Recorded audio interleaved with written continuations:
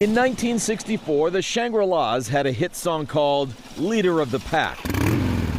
In 1997, Zach Galvin became the leader of his own pack.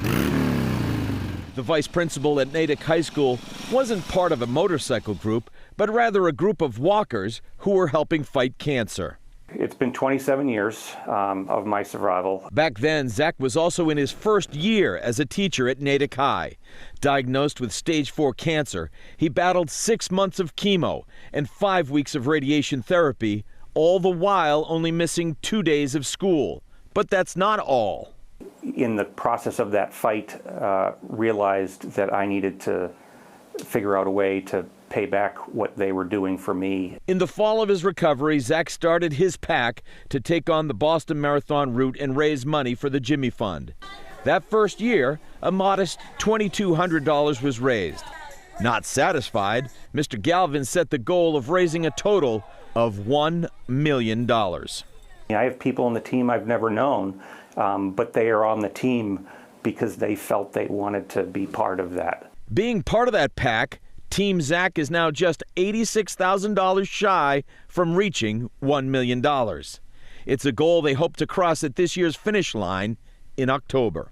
And we're just teachers and students and family members, no big business, no matching funds. We're just asking people to support us.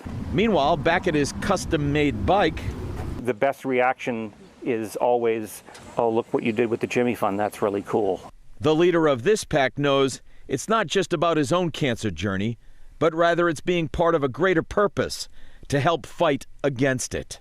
There's pride in what I do, but for me it's more about paying back the kindness of strangers that donated to find the drugs that I was going to need, and how do I help make other people receive what I received in that gift.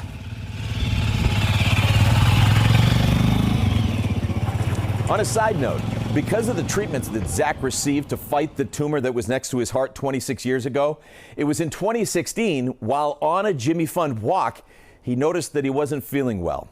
A subsequent heart attack required triple bypass surgery as well as an aortic valve replacement. And despite all of that, he has never missed a walk. In his words, there was only one that he couldn't finish.